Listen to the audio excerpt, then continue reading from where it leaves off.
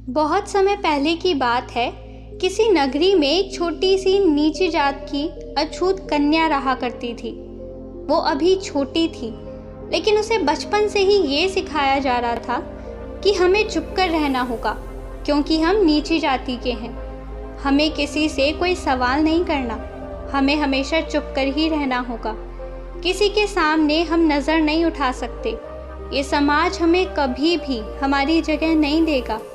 हम केवल सेवा करने के लिए बने हैं। ज्ञान पर हमारा कोई हक नहीं है, फिर वो चाहे कोई भी ज्ञान क्यों ना हो। हमें उसे सीखने का कोई भी हक नहीं है। लेकिन जैसा कि हम सभी जानते हैं कि वो एक छोटी सी बच्ची थी, इसलिए जैसा कि बच्चों का स्वभाव होता है, वो हर चीज़ के लिए सवाल अवश्य करती है। इसलिए वो बच्ची भी हर चीज़ में क्यों ज़रूर लगाया करती थी। जैसा कि हम क्यों नहीं सीख सकते, आखिर क्यों हमें समाज में चुप कर रहना होगा, हमें समाज में जगह क्यों नहीं मिलेगी, और आखिर हमें चुपचाप क्यों अपना जीवन व्यतीत करना होगा। ऐसे ही कई सवाल वो अपने माता पिता से हमेशा किया करती थी। इसका जवाब देते हुए उस लड़की की माँ उससे हमेशा बस यही कहा करती थी कि हमारे पूर्व जन्मों के कर्म हैं, हमारे पूर्व जन्म के पाप हैं, जिस कारण हमें इस जन्म में एक अछूत की ज़िंदगी जीनी पड़ रही है। और अछूतों की ज़िंदगी ऐसी ही होती है। समय बीतता गया। समय बीतने के साथ साथ वो लड़की भी अब धीरे धीरे बड़ी होने लगी। लेकिन जैसा कि उसका बचपन का स्वभाव था, वो हर चीज़ में सवाल अवश्य करती थी। उसका स्वभाव बड़े होने के बाद भी अब तक बदला नहीं था, जिस कारण उसे कई बार मार तक खानी पड़ चुकी थी। एक दिन वो एक रास्ते से होकर गुजर रही थी, तभी उसने देखा कि एक गुरुवर कुछ लड़के और लड़कियों को नृत्य सिखा रहे थे, गायन सिखा रहे थे। वो नृत्य और गायन सुनकर उसके मन में भी नृत्य और गायन करने की चाहत पैदा हो गई। वो नृत्य और गायन सीखना चाहती थी, जिस कारण वो उन गुरुवर के पास पहुंची, उन्हें प्रणाम किया और फिर उनसे कहने लगी, हे गुरुवर, मुझे भी गायन सिखा दीजिए, मुझे भी नृत्य करना है। क्या आप मुझे गायन और नृत्य सिखा सकते हैं? इस पर वो गुरुवर उस लड़की से पूछते हैं, बेटा, तुम किस घराने से ताल्लुकात रखती हो? आखिर तुम किस जाति की हो? इसका जवाब देते हुए उस लड़की ने साफ और सच कहा। उसने कहा, हे गुरुवर, मैं अछूत हूँ, मैं नीची जाति की हूँ, लेकिन मुझे नृत्य और गायन बहुत अच्छा लगता है और मैं ये सीखना चाहती हूँ। लेकिन उधर जैसे ही उन गुरुवर ने ये सुना कि वो लड़की अछूत है, उनका गुस्सा 7वें आसमान पर पहुँच गया और उसी वक्त उन गुरुवर ने उस लड़की को धक्के मारकर अपने आश्रम से बाहर निकाल दिया और साथ ही साथ ये भी कहा कि आगे से यहाँ पर आने की तुम्हें कोई आवश्यकता नहीं, तुम यहाँ से जा सकती हो। ज्ञान तुम लोगों के लिए बिल्कुल नहीं है। तुम्हें मेरे इस आश्रम को भ्रष्ट करने की कोई आवश्यकता नहीं है। अगर तुम आगे से यहाँ पर आई तो मैं तुम्हारी खाल खिंचवा लूँगा। वो लड़की चुपचाप अपमान सहकर वहाँ से चली गई, लेकिन उसके मन में नृत्य और गायन सीखने की जो चाहत थी, वो पहले से भी ज़्यादा और बढ़ चुकी थी। लेकिन अब उसे वे गुरुवर नृत्य और गायन नहीं सिखाना चाहते थे, जिस कारण उस लड़की ने चोरी चोरी छुप छुप कर दूसरे लड़कों का नृत्य देखा, गायन देखा और उसी से सीखना शुरू कर दिया। वो जैसा लड़कों को नृत्य करते और गाना गाते देखती, ठीक वैसा ही वो अभ्यास करना शुरू कर देती। जब भी वो अकेले रहती, वो खूब मेहनत के साथ, खूब लगन के साथ वो इसका अभ्यास करती और लगातार मेहनत के बाद करीबन 2 वर्षों के बाद वो गायन और नृत्य में पारंगत हो गई। लेकिन वो ये बात जानती थी कि यदि मैंने किसी को ये बात बताई तो वो लोग मुझे मारेंगे, मेरा अपमान करेंगे, जिस कारण उसने ये बात कभी किसी को नहीं बताई।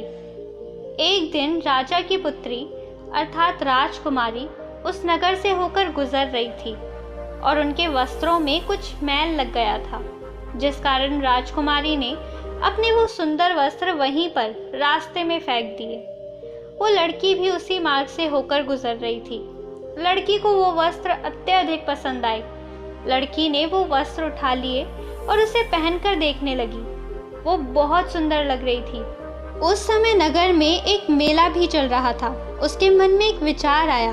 उसने सोचा, यदि मैं अपने पुराने वस्त्र पहनकर जाऊंगी तो मेले में मुझे लोग पहचान लेंगे, और यदि मैं राजकुमारी के सुंदर वस्त्र मेले में पहनकर जाती हूँ तो मुझे कोई भी नहीं पहचान सकेगा। इसलिए वो वही वस्त्र पहनकर मेले की ओर चल पड़ी।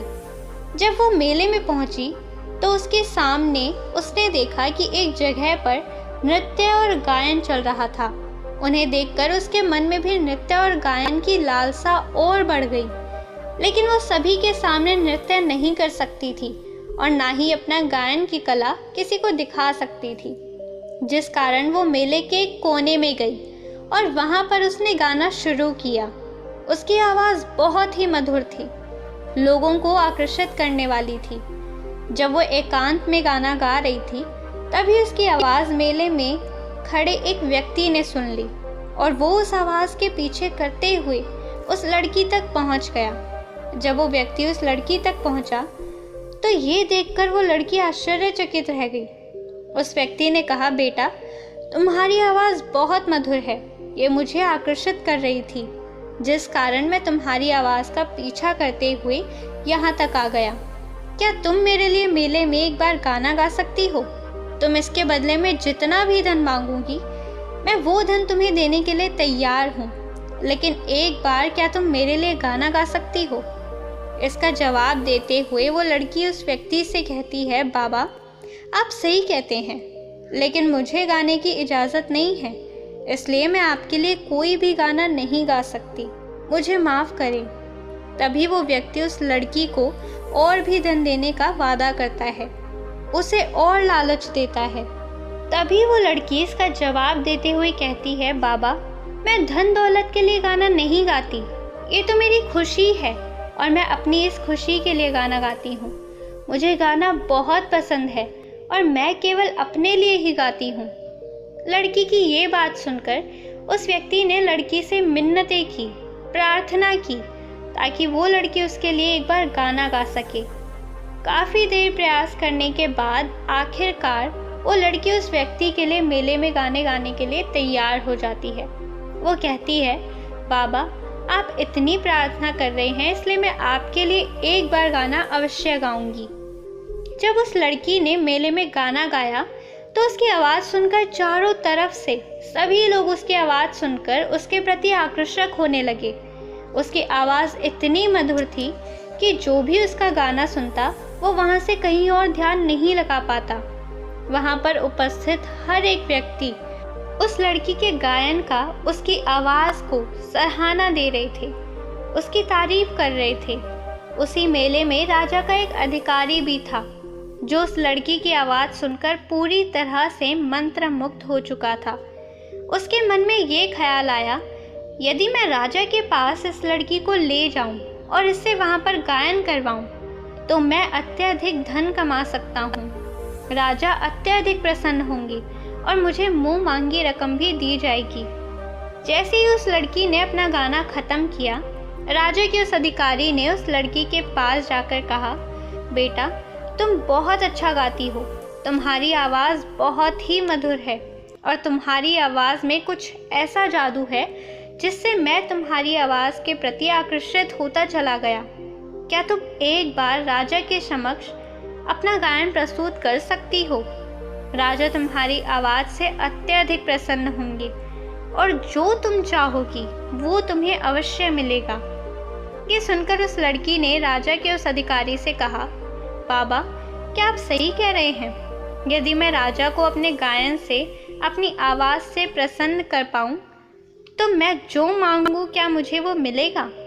इस पर वो अधिकारी उस लड़की से कहता है, हाँ बेटी, तुम जो कुछ भी चाहोगी वो तुम्हें राजा अवश्य देंगे। तभी वो लड़की कुछ देर सोच विचार करती है और उसके मन में एक और ख्याल उत्पन्न होता है। वो कहती है, पर बाबा, आप मुझे नहीं जानते, मैं राजा के सामने नहीं गा सकती। पहले मेरे बारे में जान तो लीजिए कि मैं कौन हूँ। लड़की की ये बात सुनकर राजा का वो अधिकारी उस लड़की से कहता है, बेटा, एक कलाकार की पहचान उसकी कला से की जाती है और तुम तो एक बहुत ही पहुंची हुई कलाकार हो। इससे ज़्यादा और क्या जानना है?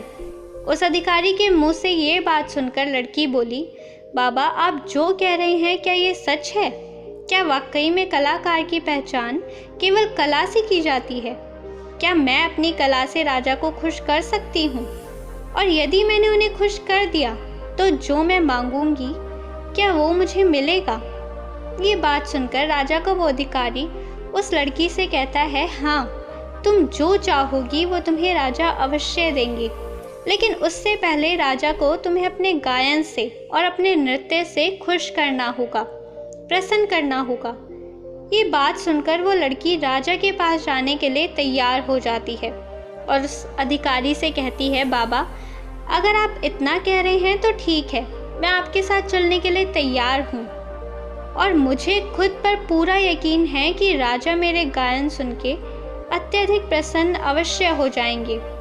इतना कहकर वो लड़की राजा के उस अधिकारी के साथ चल पड़ती है।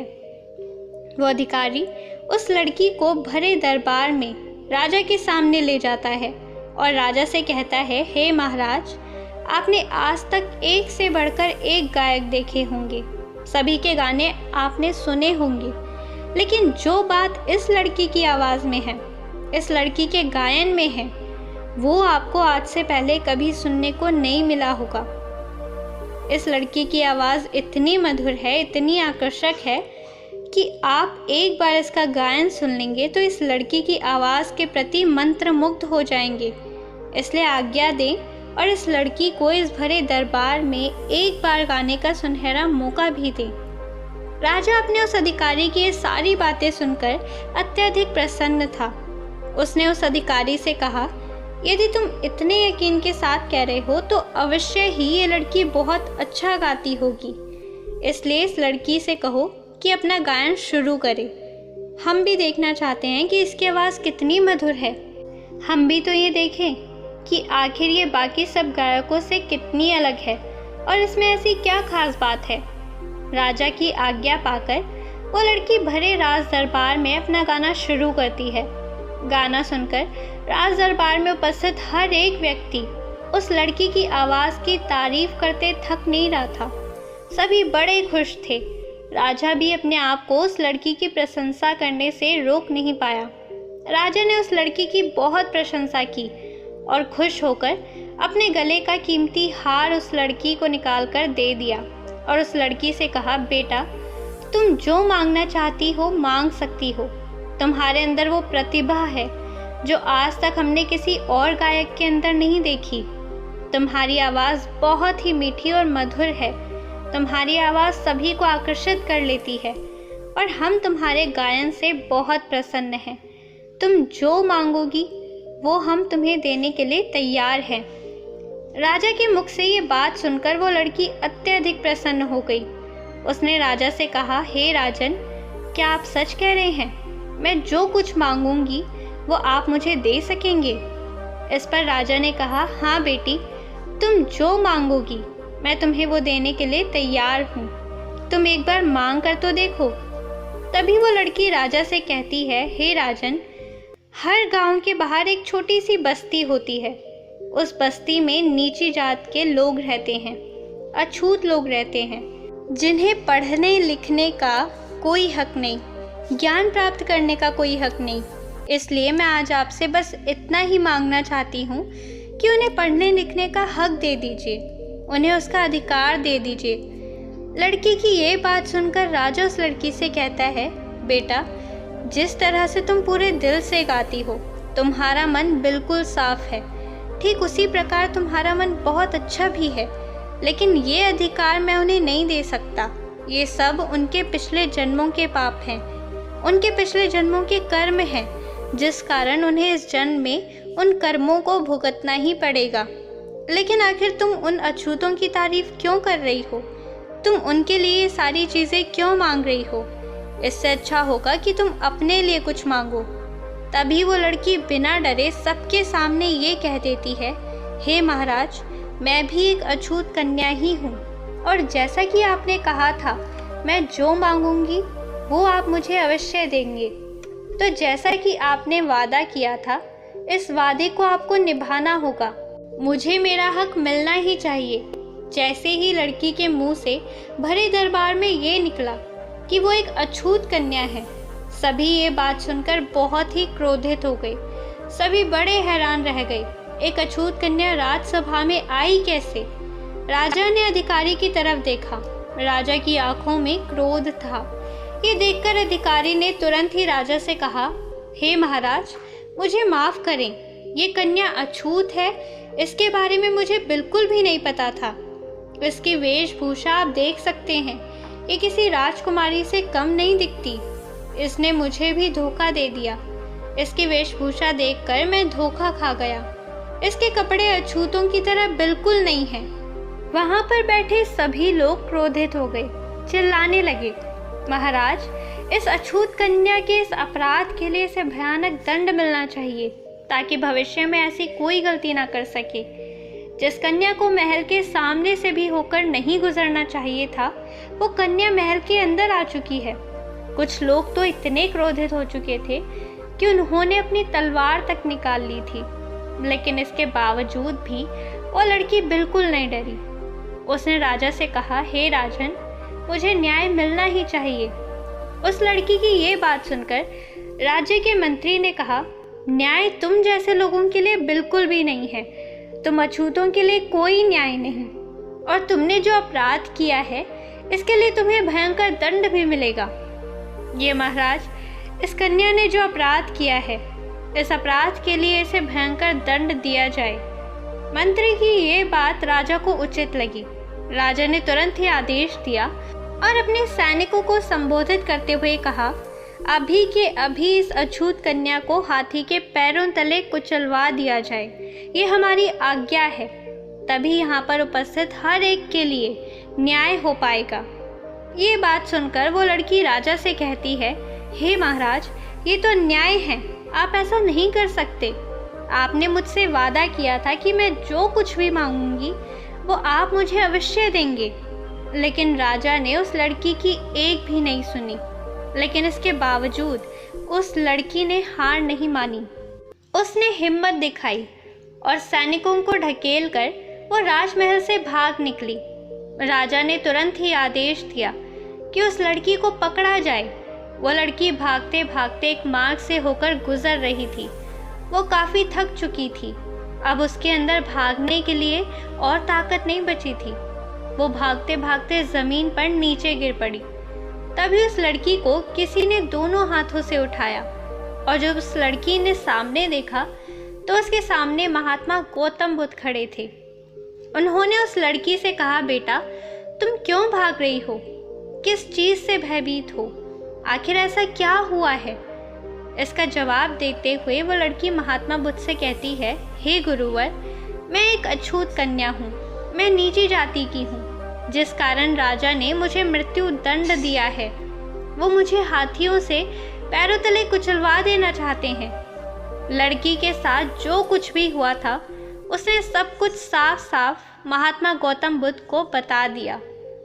तभी वहाँ पर राजा के कुछ सैनिक दौड़ते हुए आ पहुँचे और वो बुद्ध से कहते हैं, हे बुद्ध, ये लड़की अपराधी है और इसे राजा ने मृत्यु दंड दिया है, इसलिए इसे बचाने की कोशिश ना करें, इसे हमें सौंप दें, हमें इसे ले जाने दें।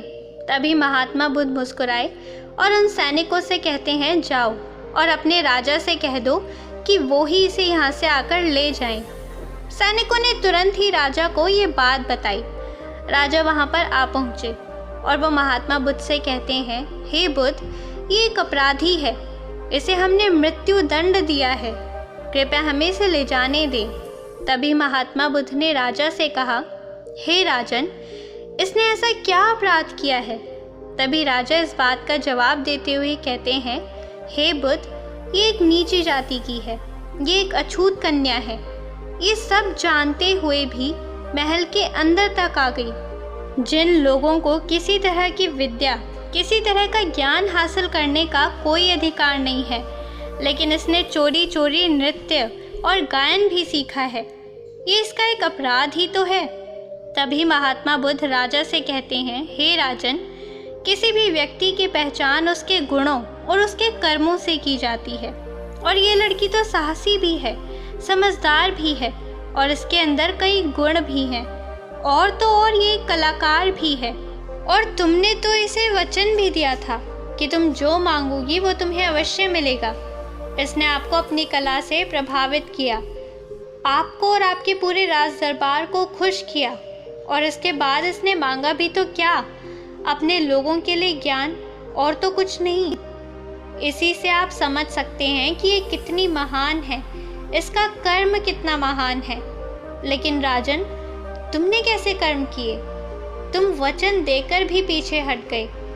जिसे तुम्हें इनाम देना था उसे तुम मृत्यु दंड देने लगे। अब तुम ही बताओ कि तुम्हारे कर्म कैसे हैं? क्या इसकी प्रशंसा करनी चाहिए या फिर तुम्हारे कर्मों की बुराई? मेरी नज़र में ये लड़की कोई अछूत नहीं है। झूठे तो तुम हो राजन। इस लड़की के सामने तुम्हारे कर्म कितने छोटे हैं। बुद्ध की ये सारी बातें सुनकर राजा शर्मिंदा हो गया और महात्मा बुद्ध के सामने वो कुछ नहीं कह सका। तभी आगे राजा ने बुद्ध से कहा, हे बुद्ध, मुझे अपनी गलती का एहसास हो गया है।